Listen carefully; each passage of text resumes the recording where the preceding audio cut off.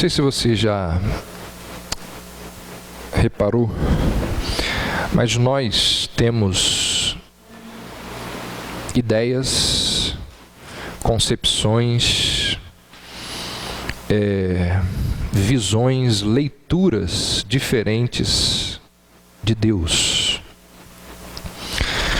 Uma pessoa que cresce num lar muito rígido, muito autoritário, com uma disciplina muito severa, ela terá uma forma de olhar para Deus bem diferente daquela pessoa que nasce num lar liberal, onde tudo pode, onde tudo se faz, onde raramente se exerce disciplina. Uma pessoa que nasce em Campos, no ano de 2016, e permanece em Campos durante 20 anos, será que ela vai olhar para Deus da mesma forma que uma pessoa que nasceu lá nos Alpes suíços? Aquilo que ela leu, os lugares que ela frequentou, as pessoas com quem ela conviveu, tudo isso interfere na maneira como nós olhamos para Deus. De forma que ninguém no mundo lê o texto sagrado, lê as Escrituras de forma imparcial. Nós, ao lermos a Bíblia, carregamos juntos com a nossa leitura os nossos pressupostos, aquilo que nós aprendemos, aquilo que fomos educados ao longo dos anos. E conversão implica em permitir que o entendimento da Bíblia transforme o nosso entendimento de quem é Deus. Conversão, santificação tem a ver com mudança de conceitos, de valores, daquilo que nós achávamos acerca de Deus. Então, quando nós lemos o texto sagrado e a gente olha para a nossa vida, tudo aquilo que nós aprendemos, e a gente vai vendo assim, bem, eu acho que o Deus revelado nas Escrituras não é bem parecido com o Deus que me falaram, com o Deus que me contaram. E conversão significa mudar de opinião, mudar a forma de olhar para aquilo de olhar para Deus de acordo com aquilo que nós estamos lendo no texto sagrado. Então, o Deus revelado nas Escrituras, ele não é um Deus feito, ou ele não foi feito à imagem e à semelhança do homem, de acordo com os nossos conceitos. Por exemplo, como são os deuses gregos. Se você olhar a mitologia grega, a história daquele povo, se você olha para os deuses gregos, você vai ver que esses deuses, eles são muito parecidos com os seres humanos. Os deuses gregos são deuses concebidos, criados de acordo com a mente, com a concepção humana. E é por causa disto que os deuses gregos, eles, ao assumir a forma humana, ao se misturar com os seres humanos, eles cometem adultério. Os deuses gregos cometem adultério. Os deuses gregos participam de intrigas, de traições, fazem coisas inimagináveis. Porque os deuses gregos, eles são criados de acordo com a concepção humana, com o entendimento humano da divindade, do sagrado. Agora, o Deus que é revelado na Bíblia, é muito diferente dos deuses gregos. O Deus revelado na Bíblia, ele é muito diferente daquilo que eu e você muitas vezes cremos e entendemos sobre Deus. O Deus revelado na Bíblia é santo, é reto, é puro, é verdadeiro.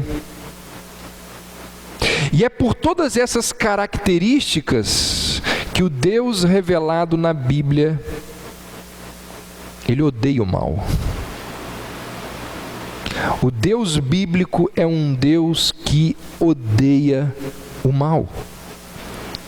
O profeta chega a dizer que a santidade de Deus é tamanha que ele não pode sequer olhar, contemplar o mal. A Bíblia em vários momentos nos adverte, nos exorta e nos lembra da severidade com a qual Deus lida com o mal, com o pecado. Quando os nossos primeiros pais pecaram, foi dito a eles assim: olha, vocês retornarão ao pó. Vocês voltarão ao pó. Porque aquilo que vocês fizeram é gravíssimo. O erro de vocês foi gravíssimo. Pecado é algo gravíssimo. E aquilo que vocês fizeram trará consequências gravíssimas para toda a raça humana. Isso nos lembra lá no início de Gênesis, nos primeiros capítulos de Gênesis, nós somos informados, lembrados da severidade com que Deus trata o pecado. E existem vários exemplos na Bíblia que nos mostram que Deus não brinca, que Deus não deixa passar batido o pecado. Por exemplo, o que foi o dilúvio? O dilúvio foi um juízo severo que Deus trouxe, uma catástrofe gigantesca que Deus mandou sobre o mundo por causa de quê? Iniquidade do povo, por causa de pecado do povo. Você continua lendo o texto bíblico, mais à frente você vai ver que por causa dos pecados, Deus fez com que a cidade de Sodoma e Gomorra fossem completamente destruídas. Grandes homens de Deus, ao longo da história bíblica, recebem punição severa por causa de desobediência e pecado. E nós poderíamos aqui listar vários exemplos, mas qual é a maior e mais clara manifestação do ódio de Deus sobre o pecado? A cruz. A cruz de Cristo é a maior e a mais clara manifestação da ira de Deus contra o pecado. Não tenha dúvida, Deus pune pecado. E o capítulo 10 do livro de Josué, ele nos ensina, ele nos mostra essa verdade de que Deus, ele odeia o pecado e de que Deus trata o pecado de forma severa. Através da nação de Israel, usando Israel como instrumento dele, Deus executa juízo contra os povos que habitavam a terra de Canaã. Antes de começar a leitura aqui do texto, vamos lembrar o que nós vimos semana passada, nos 15 primeiros versos. Gibeonitas, eles enganaram o povo de Israel e conseguiram fazer uma aliança com o povo de Israel. Os gibeonitas eram um povo que habitava aquela terra que Israel estava invadindo. E sabendo de uma orientação dada por Moisés de que os povos que morassem distantes de Canaã, eles deveriam ser preservados, eles se fingem de pessoas que moram longe, chegam até Israel e através daquela maracutaia, daquele cambalacho, eles conseguem firmar uma aliança com os israelitas. De uma forma errada, eles fazem uma aliança com os israelitas. E aí eles retornam para sua terra, e Israel descobre que eles não moravam longe, que eles moravam perto, mas agora a aliança, mesmo tendo sido feita debaixo de mentira, os israelitas honram a aliança. E aquele povo, os gibeonitas, eles despertaram a ira dos seus vizinhos, dos seus conterrâneos, de forma que esses conterrâneos se unem para invadir a cidade dos gibeonitas. E uma coligação de reis amorreus tenta invadir esta cidade. E Deus então ordena a Josué que vá em socorro daquele povo com o qual Israel tem uma aliança. E Josué leva então o seu exército, e Deus dá uma grande vitória através do exército de Josué, mas principalmente através daquelas grandes pedras que são lançadas sobre o exército daquela coligação de reis. E aí o que vem na sequência é o relato de que aqueles 5 reis que se aliaram, eles são derrotados e eles são presos na própria cova onde eles estavam escondidos. Olha o que dizem aí os versos 16, 17 e 18. Aqueles 5 reis, porém, fugiram e se esconderam numa cova em Maquedá. E anunciaram a Josué: foram achados os 5 reis escondidos numa cova em Maquedá. Disse, pois, Josué: rolai grandes pedras à boca da cova, e ponde junto a ela homens que os guardem. Porém, vós não vos detenhais. O que Josué está dizendo aqui é o seguinte: prendam os reis e continuem perseguindo o exército deles. Depois que nós consolidarmos a vitória, nós voltamos e cuidamos deles. Lembra que nós falamos semana passada que Josué viu aquele grande exército e que o sol estava se pondo, e Josué faz uma oração e pede a Deus para que o sol permanecesse no lugar, para que ele tivesse mais tempo de terminar aquela batalha. Então ali Josué diz: deixa os reis aí, terminemos a batalha, quando ela estiver encerrada, a gente volta e apanha esses reis. Ou seja, eles ficam ali numa espécie de prisão domiciliar, aguardando o resultado da batalha. Olha o que dizem os próximos versos: persegui, verso 19, os vossos inimigos, e matai os que vão ficando atrás. Não os deixais entrar nas suas cidades, porque o Senhor vosso Deus já vos entregou nas vossas mãos.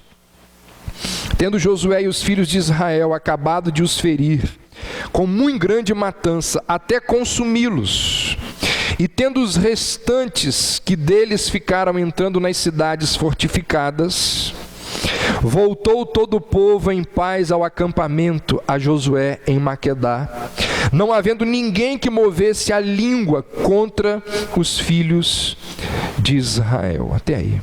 Então, a exceção de poucos soldados, aquela coligação dos 5 reis foi completamente destruída. E aí nos próximos versos nós encontramos o julgamento de Josué para com aqueles reis que estavam presos. E o julgamento aqui é de uma pena irreversível, capital. Verso 22. Depois disse Josué: abri a boca da cova, e dali trazei-me aqueles 5 reis. Fizeram, pois, assim, e da cova lhe trouxeram os 5 reis: o rei de Jerusalém, o rei de Hebrom, o de Jarmute, o de Laquis e o de Eglon. Trazidos os reis a Josué, chamou este todos os homens de Israel e disse aos capitães do exército que tinham ido com ele: chegai, ponde o pé sobre o pescoço destes reis. Chegaram e puseram os pés sobre os pescoços deles. Então Josué lhes disse: não temais, nem vos atemorizeis, sede fortes e corajosos, porque assim fará o Senhor a todos os vossos inimigos, contra os quais pelejardes. Depois disto, Josué, ferindo-os, os matou e os pendurou em 5 madeiros. E ficaram eles pendentes dos madeiros até a tarde. Ao pôr do sol, deu Josué ordem que os tirassem dos madeiros. E lançaram-nos na cova onde se tinham escondido. E na boca da cova puseram grandes pedras, que ainda lá se encontram até o dia de hoje. Deus ordenou que os reis fossem levados nominalmente diante de Josué para o julgamento. Nome a nome, um a um, identificados como indivíduos. Este aqui é o rei de Jerusalém, este aqui é o rei de Laquis, aquele ali é o rei de Hebrom. Nome a nome. E eles aparecem diante de Josué, que faz e desempenha naquele momento ali a função de juiz, e os condena à morte por causa dos seus crimes, por causa das suas iniquidades, por causa dos seus pecados. E diz o texto que eles são colocados no chão, um a um, ao lado um do outro. E os capitães do exército de Josué, do exército de Israel, eles colocam como que a bota no pescoço daqueles reis. Isso aqui não é uma humilhação de prisioneiro de guerra. A arqueologia já mostrou que essa prática de colocar o pé no pescoço, botar o inimigo deitado e colocar o pé no pescoço desses homens que estão ali deitados, isso era um costume no Oriente Médio. Existem dezenas de desenhos nas pirâmides do Egito, dezenas de desenhos, que mostram os faraós colocando o seu pé no pescoço dos seus inimigos, como um sinal de triunfo, como um sinal de vitória. Então, não é uma humilhação. Essa figura de colocar o pé no pescoço é uma figura de vitória. É Josué mostrando para o povo e para aqueles reis: nós vencemos vocês. Interessante que séculos depois, escrevendo aos crentes de Roma, o apóstolo Paulo vai dizer assim: e o Deus da paz em breve esmagará Satanás, o que diz lá? Debaixo dos vossos pés. Paulo apanha essa figura e ele diz: e o Deus da paz esmagará Satanás debaixo dos vossos pés. Essa é a figura que Paulo vai usar para dizer que um dia Jesus vai triunfar sobre os seus inimigos. Além disso, esse ato de colocar os pés no pescoço daqueles reis servia para mostrar aos israelitas o que Deus fazia com aqueles que eram seus inimigos. Ou seja, Deus queria incutir temor no povo em relação ao pecado. Era como se Deus estivesse dizendo o seguinte: olha, é assim que eu trato os meus inimigos, é assim que eu trato os ímpios. E no verso 26 e 27 nos é dito que esses reis são mortos à espada espada, e os seus corpos eles são pendurados. Também é dito que no fim do dia, eles são lançados na caverna que é fechada novamente com pedras. Talvez esta sepultura fosse, fechou ali com pedras aquela caverna para evitar que algumas feras pudessem entrar ali e devorar o corpo daqueles reis, ou impedir que alguém viesse ali e apanhasse aqueles corpos e fizessem honrarias para aqueles reis. A ideia de que eles deveriam morrer em vergonha, morrer em desgraça. Eles foram presos, foi colocado pé no pescoço deles, eles foram pendurados no madeiro e foram colocados numa tumba onde ninguém tinha acesso. A ideia era mostrar que eles tinham que morrer em desgraça e vergonha. Quando Josué pendura esses homens no madeiro, ele está lembrando lá de Deuteronômio 21, onde se diz que quem fosse pendurado no madeiro era maldito de Deus. E aquele que fosse pendurado nesse poste só poderia ficar ali, que diz a lei, até o pôr do sol. Após o pôr do sol, deveria ser retirado e sepultado o corpo da pessoa, e foi o que Josué fez. Tempos depois, o apóstolo Paulo usa essa figura para dizer que Cristo se fez maldição em nosso lugar, pois está escrito: maldito todo aquele que for pendurado no madeiro. Gente, o que nós estamos vendo aqui? Esse relato aqui nos mostra o quê?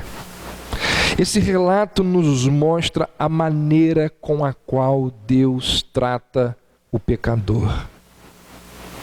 Ele o expõe ao madeiro como maldito de Deus.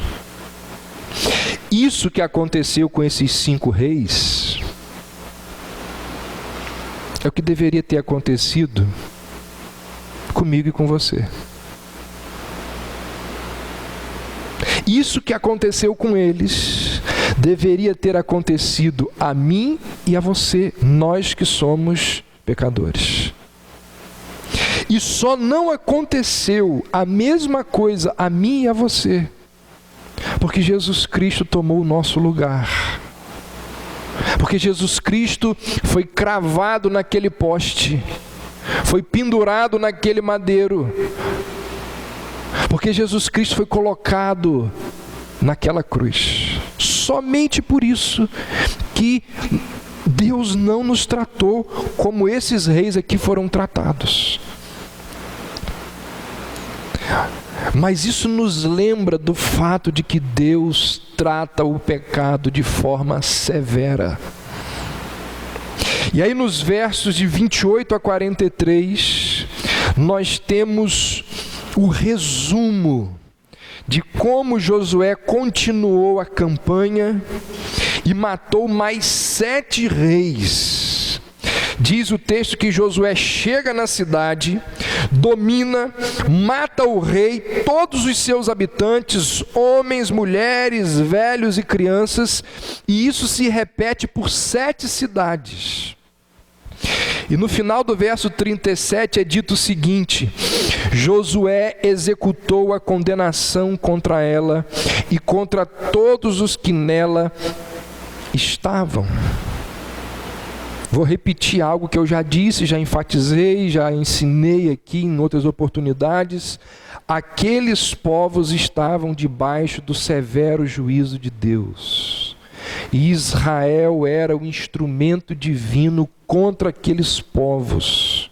Deus já havia pronunciado uma sentença condenatória contra todos eles, contra todas aquelas cidades.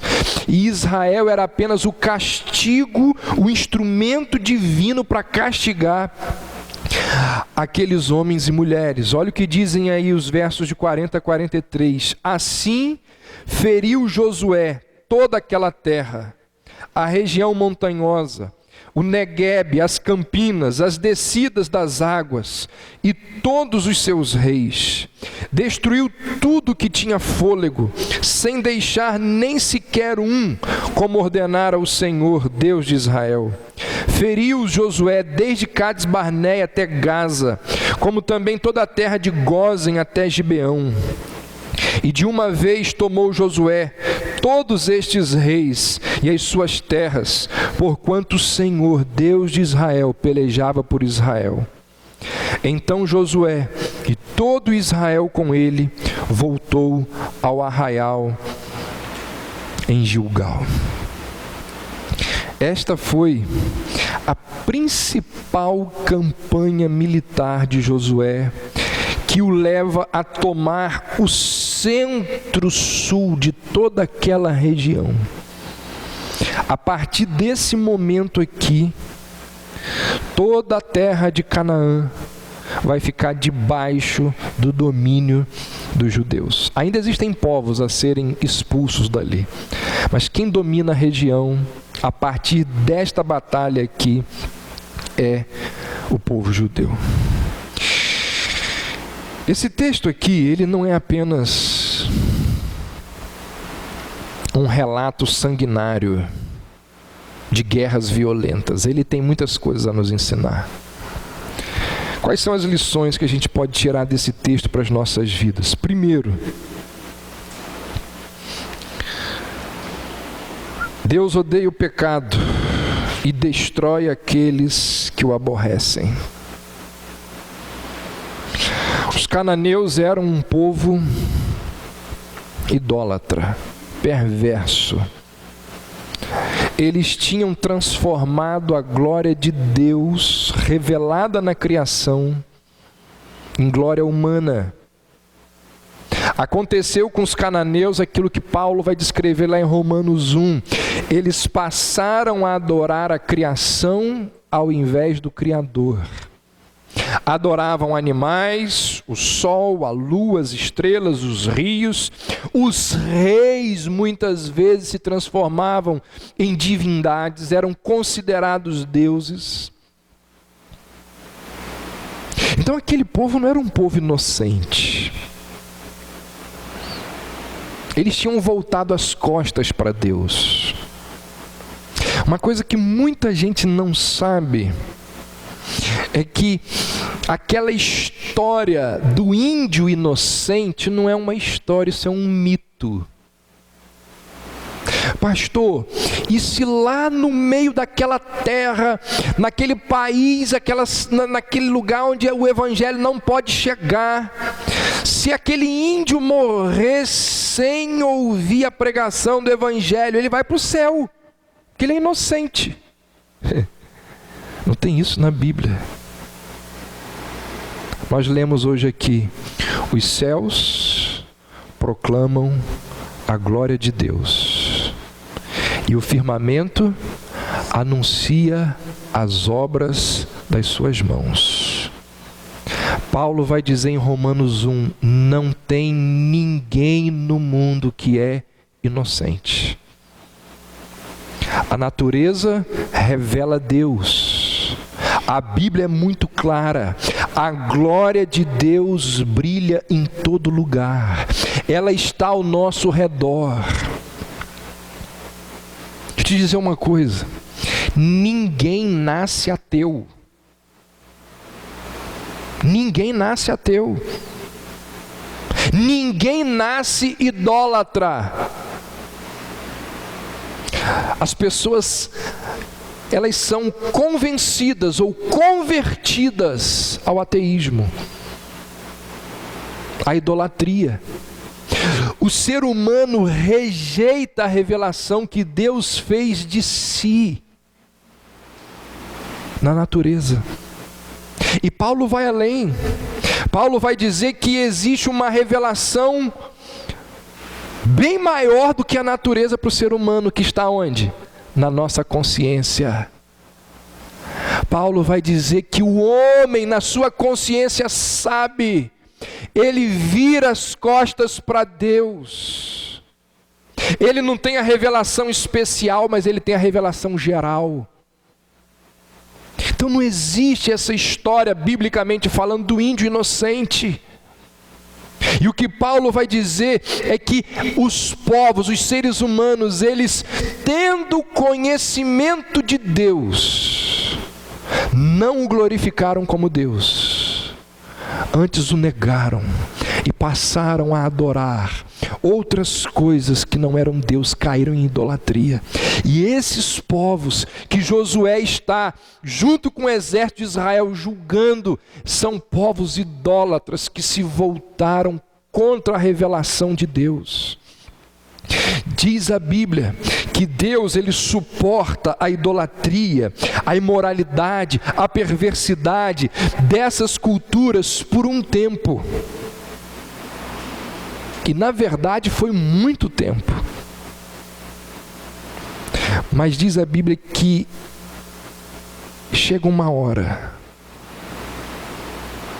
Lembra lá daquela expressão que a medida dos amorreus, ela se encheu. É como se fosse um copo de água, né? E as iniquidades das pessoas, daqueles povos, fossem uma água poluída, que vai enchendo, vai enchendo, vai enchendo. Chega uma hora que Deus diz assim: basta. Chega. Lembra lá do que é dito em Apocalipse acerca de uma mulher perversa? Dei-lhe tempo para se arrepender, mas ela não se arrependeu. O juízo veio. O livro de Provérbios diz que aquele que muitas vezes repreendido, conhece esse provérbio? Endurece a cerviz. Ou seja, teve o tempo, não teve? Foi advertido, foi lembrado, foi exortado. Aquele que muitas vezes sendo advertido endurece a cerviz, será quebrantado de repente, sem que haja cura. Deus suporta a idolatria, a imoralidade, suportou a perversidade daqueles povos até um determinado tempo. Mas o momento do juízo chegou. E Israel foi o instrumento de Deus para julgar aquelas nações. Então não tenha dúvida, nenhum pecado passará em branco diante de Deus. Toda iniquidade vai ser tratada devidamente.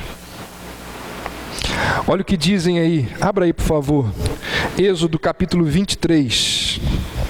Vamos ler esses textos aí, citados, sugeridos aí no esboço. Êxodo 23, versos 23 e 24 dizem: porque o meu anjo irá adiante de ti, e te levará aos amorreus, aos heteus, aos ferezeus, aos cananeus, aos heveus e aos jebuseus. E eu os destruirei. Está vendo? São os mesmos povos. Muito tempo antes, Deus está dizendo: eu vou chegar lá. Esse texto de Josué 10 que nós estamos lendo, Deus já tinha dito que isso ia acontecer. Eu os destruirei, não adorarás os seus deuses, nem lhes darás culto, nem farás conforme as suas obras. Antes os destruirás totalmente e despedaçarás de todo as suas colunas. Verso 32: não farás aliança nenhuma com eles, nem com os seus deuses. Eles não habitarão na sua terra, para que te não façam pecar contra mim. Se servires aos seus deuses, isso te será por cilada. Deuteronômio 9, abra aí por favor.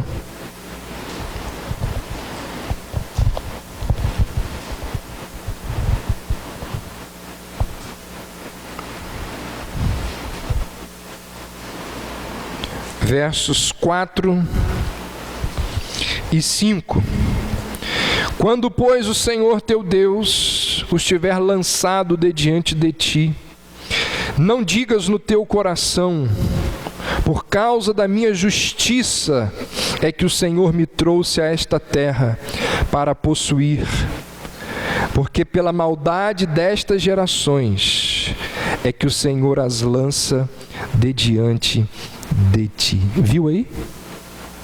Olha o que Moisés está dizendo. Olha, quando Deus tiver colocado vocês na terra e expulsar os povos daquela terra, ou matar os povos daquela terra para vocês habitarem ali, não passe pela cabeça de vocês a ideia de que vocês são justos, bonzinhos, e Deus deu a vocês uma coisa boa no lugar daqueles que são. Não. Eu estou usando vocês como instrumento para julgar aqueles povos ímpios. Não é por causa da tua justiça, nem pela retitude do teu coração que entras a possuir a sua terra, mas pela maldade destas nações. O Senhor teu Deus as lança de diante de ti, e para confirmar a palavra que o Senhor teu Deus jurou a teus pais, Abraão, Isaque e Jacó. Ou seja, os judeus não deveriam pensar que eles eram melhores do que aqueles outros povos, mas eles deveriam se lembrar que todas aquelas batalhas e guerras de conquistas era para julgar aqueles povos. Certamente, como diz o texto, que após julgar, após matar aqueles povos, uma outra promessa iria se cumprir, que é a promessa que foi feita a Abraão, Isaque e Jacó, de que os descendentes deles teriam uma terra. Israel conquistou aquela terra por causa do juízo de Deus sobre aqueles povos. Deus é muito claro. Ele diz assim: eu estou usando vocês para punir a maldade e a iniquidade daquelas pessoas. Não se engrandeçam. Não pensem que vocês são melhores, porque não há mérito em vocês. O extermínio que Deus infringiu àqueles povos através de Israel foi juízo. Eles viveram séculos de rebelião contra o Criador, até que chegou o momento deles pagarem pelos seus erros. Então não se iluda, não se iluda. Deus odeia o pecado e Deus trata severamente o pecado. Se você está debaixo da cruz, levanta a mão para o céu e agradece, ou seja, adoração. Porque Deus não vai punir você. Deus puniu Jesus Cristo. Esse é o evangelho da graça. Deus não nos pune, porque toda punição aconteceu em Jesus. Agora diz a Bíblia que aquela pessoa que está debaixo da cruz, que não recebe a punição pelo pecado, ela vive em santidade de vida. Ela busca viver de uma forma que honre aquilo que foi feito no lugar dela. Por isso que a Bíblia diz assim: pelo fruto você conhece se a árvore é boa ou se é má. Pelo fruto você sabe quem está debaixo da cruz e quem não está debaixo da cruz. E eu digo uma coisa para você: se você não está debaixo da cruz, o seu pecado não foi tratado. E se o seu pecado não foi tratado ainda, ele será tratado. E o nome do tratamento que é dado ao pecado é inferno. Se você morrer sem o seu pecado ter sido tratado, você vai para o inferno. Deus odeia o pecado e destrói aqueles que o aborrecem. Segundo, Deus punirá os impenitentes no devido tempo. É o que o texto nos ensina. Esse genocídio, essa limpeza étnica, esse extermínio de nações, isso não seria algo abominável ao cristianismo? Isso não seria algo terrível às verdades cristãs? Gente, lembre-se que a Bíblia fala de juízo final. Cristianismo fala de juízo final. Cristianismo fala do inferno, com todas as suas agruras e a eternidade dele. Aliás, a pessoa na Bíblia que mais falou de inferno, quem foi? Foi Jesus.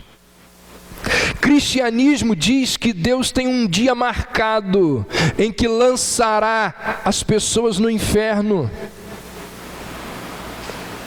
Então não pense você que essa doutrina do inferno é cristã, porque é. Engraçado, se você olhar lá no YouTube, na página da igreja, na pregação que eu fiz anos atrás sobre o inferno, o que existem de pessoas comentando ali, criticando e falando mal da pregação, daquilo que foi dito ali, dizendo que Deus de amor não lançará ninguém no inferno. É uma quantidade enorme de gente iludida. Como eu disse no início, primeira coisa que eu falei nessa mensagem, a ideologia que as pessoas têm de Deus não é a ideologia da Bíblia, não é o que a Bíblia fala sobre Deus. Alguém colocou na mente dessas pessoas que Deus não vai punir o pecado. Agora, ela pode tirar isso de qualquer lugar, mas não é da Bíblia. Não foi da Bíblia que ela tirou isso.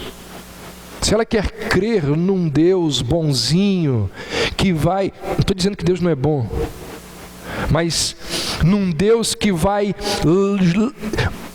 lançar todo mundo no céu, ela pode crer. Só que a base da crença dela não é a Escritura. O universalismo não é uma doutrina que você encontra nas Escrituras. Então a Bíblia, o cristianismo fala de juízo final, fala de inferno, fala da eternidade do inferno, fala das agruras do inferno. No entanto, às vezes acontece de Deus antecipar esse momento para algumas pessoas e de conceder à humanidade vislumbres do que vai acontecer naquele grande e terrível dia. Como eu mencionei há pouco, de uma só vez Deus exterminou Sodoma e Gomorra. De uma só vez Deus matou milhares através do dilúvio. E aquilo que Deus fez com aqueles povos idólatras e perversos que moravam em Canaã é um vislumbre do juízo de Deus. Deus há de julgar os povos iníquos.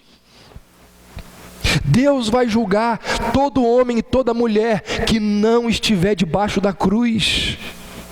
Deus vai julgar a humanidade, Ele vai punir o pecado, e às vezes Ele nos dá vislumbres daquilo que está por acontecer. Quando acontece uma desgraça sobre um ímpio individualmente, Deus já está mostrando o que vai acontecer com ele no dia do juízo. Quando ele é preso, quando ele é surrado, quando ele é castigado, Deus está dizendo: olha só, se você não estiver debaixo da cruz, é isso que te aguarda. Olha o que vai acontecer com você lá na frente. Momentos como esse aqui relatados em Josué 10 são antecipações do juízo de Deus. Então não se iluda. Deus há de julgar todos aqueles que não estiverem debaixo da cruz. Deus pune o pecado.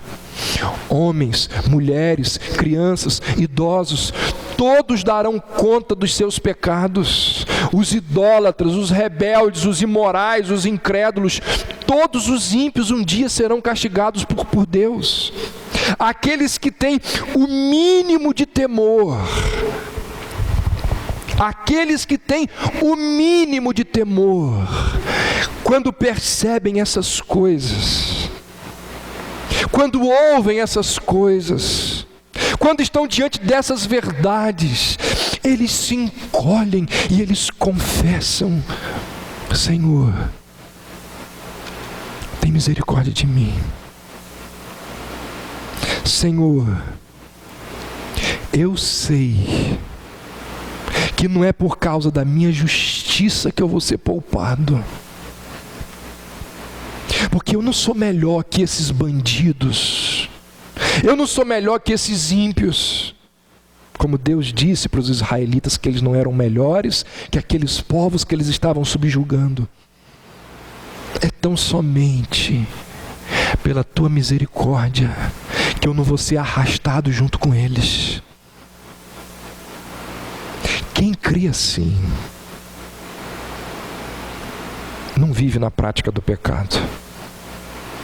Romanos 6. Terceiro, o texto nos ensina que Deus utiliza instrumentos humanos para executar o seu juízo. Irmãos, o que vocês acham? Semana passada nós falamos aqui que o exército de Israel, ele foi levado por Deus a proteger os gibeonitas contra o ataque daquela coligação de reis, certo? E aí eles estão lutando, e no meio da luta, Deus manda pedra do céu e começa a destruir aquele exército dos reis amorreus. E o texto diz que mais foram os que morreram pelas chuvas de pedra do que pela espada dos israelitas. Vocês acham o quê? Que Deus não poderia destruir todo mundo com chuva de pedra? Deus poderia virar para Josué e dizer assim: ó, fica ali naquele morro, só contemplando o que eu vou fazer. Fica ali naquele morro, porque eu vou fazer com eles a mesma coisa que eu fiz com Sodoma e Gomorra. Não precisa fazer nada não. Mas Deus disse a Josué: eu quero que você vá. Você vai lutar. Deus usa instrumentos humanos para executar o seu juízo. Na sua soberania, Ele escolheu que Israel fosse até aqueles povos e devastasse muita gente. O que esse texto aqui nos lembra é de um princípio que você vê em toda a Bíblia. Deus organiza a sociedade de tal forma, de tal maneira, que Ele utiliza, em alguns momentos, ou em muitos momentos, Deus utiliza homens e mulheres para castigar os ímpios.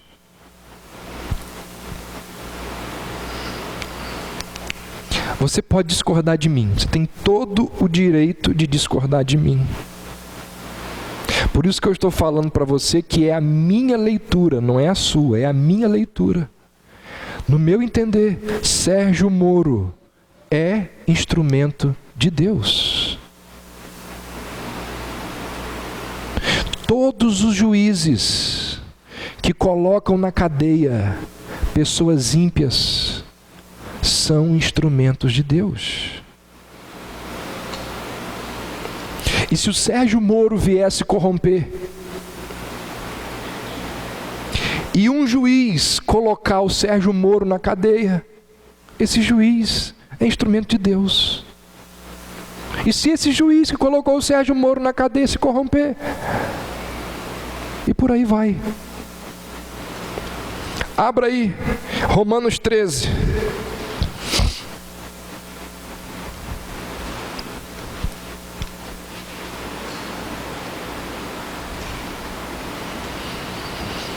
Romanos 13, versos 4 e 5. Porque os magistrados não são para temor quando se faz o bem. Quando se faz o bem, não é? E sim, quando se faz o mal. Queres tu não temer a autoridade? Faze o bem e terás louvor dela, visto que a autoridade é ministro de Deus para o teu bem.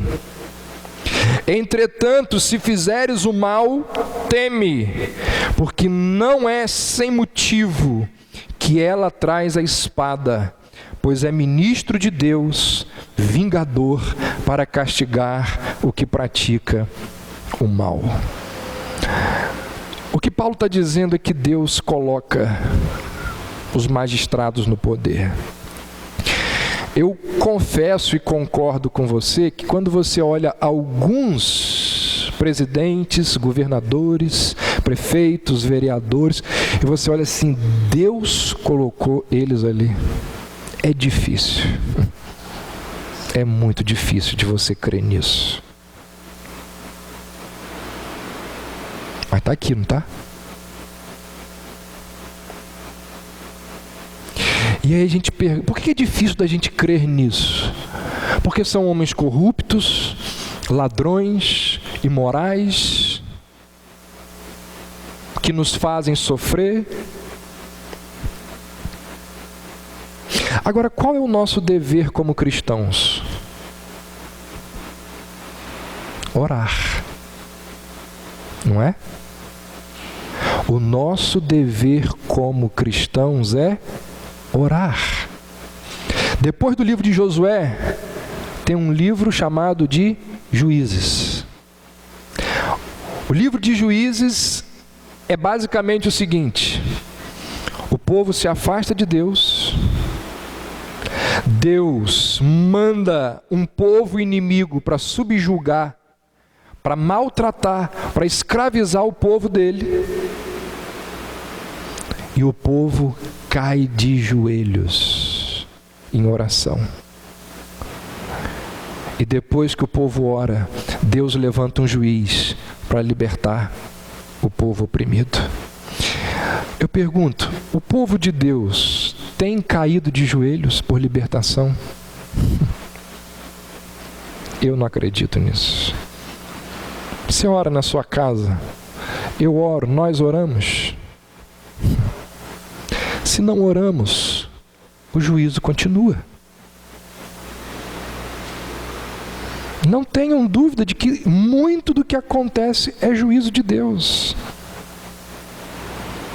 Então, Deus usa instrumentos humanos para executar o seu juízo. Não tenha dúvida disso, mas nós precisamos orar. Quarto e penúltimo lugar. Em algumas circunstâncias, Deus castiga o pecado publicamente.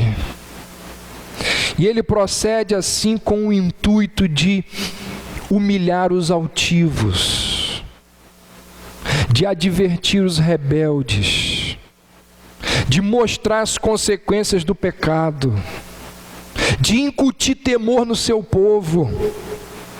Deus procede assim com o intuito de nos levar a sermos como os gibeonitas. Quando essas pessoas, quem estava aqui semana retrasada vai lembrar disso, aprendeu isso. Quando os gibeonitas viram que o juízo de Deus estava se aproximando, eles correram e pediram a Israel: faça paz conosco. Nós queremos fazer parte do seu povo. Ainda que seja para rachar lenha e tirar água, mas nós queremos fazer parte do seu povo. É melhor ser rachador de lenha e tirador de água do que morrer, do que sentir o juízo severo e definitivo de Deus.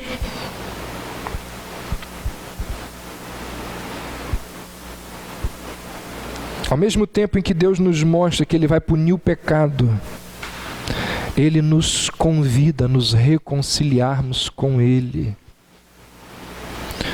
Vocês são chamados a vir para que o juízo não os alcance. alcance e não os destrua. É uma mensagem que você vai encontrar em toda a Escritura. E por fim, a vitória final é de Deus, embora ela ainda esteja por vir.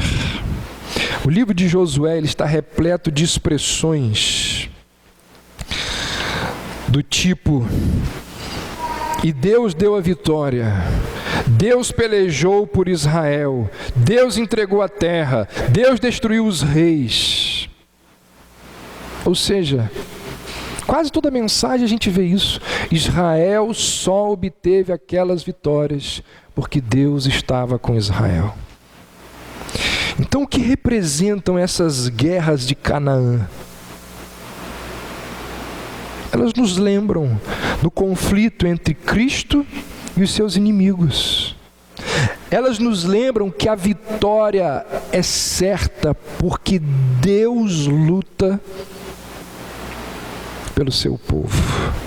Salmo 2 diz assim: os reis da terra se levantam e os príncipes conspiram contra o Senhor e contra o seu ungido, dizendo: rompamos os seus laços e sacudamos de nós as suas algemas. Ri-se aquele que habita nos céus, o Senhor zomba deles. Salmo 110, o salmista diz: disse o Senhor ao meu Senhor: assenta-te à minha direita, até que eu ponha os teus inimigos debaixo dos teus pés. Paulo vai dizer em Efésios que Deus deu a Jesus um nome acima de todo nome. Em Filipenses, Paulo vai dizer que todo joelho se dobrará e toda língua confessará que Jesus é Senhor. Então, Deus dará a vitória final ao seu povo. A grande questão aqui, e eu encerro com isso, é saber o seguinte: de que lado você está? De que lado você está? Será mesmo que nós fazemos parte do povo de Deus? Todo mundo aqui sabe que ter nome em hall de membro diferentemente da igreja católica, que acha que você foi batizado lá está salvo, né? Batizou quando era criança só se você cometer um pecado capital para você perder a salvação. Não.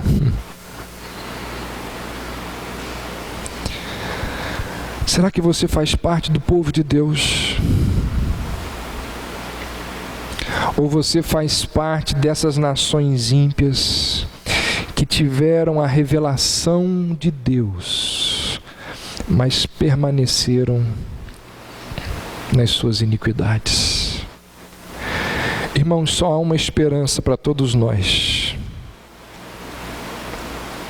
A única esperança que nós temos é aquele que foi pendurado no madeiro, aquele que foi colocado naquele poste. Essa é a única esperança que nós temos. Quem entende isso e quem se arrepende dos seus pecados, assim como os gibeonitas, que não eram povo, não faziam parte do povo de Deus, passa a fazer parte do povo de Deus. Então a nossa única esperança está naquele que foi pendurado no madeiro. Que Deus nos dê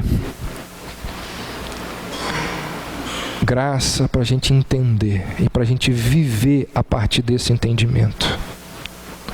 Que Deus nos ajude a termos uma vida que condiz com a nossa crença de que a nossa única esperança está naquele que foi pendurado no madeiro. Porque não estar dentro do povo de Deus é juízo. É juízo. E não se engane, não se iluda. Deus trata o pecado e o pune severamente. Se você não estiver debaixo da cruz, sua hora vai chegar.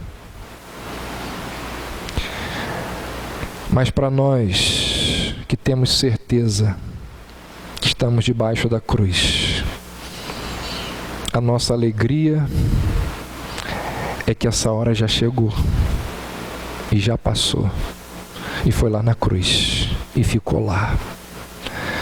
Que Deus nos abençoe e que Deus nos ajude a nos arrependermos dos nossos pecados. Amém.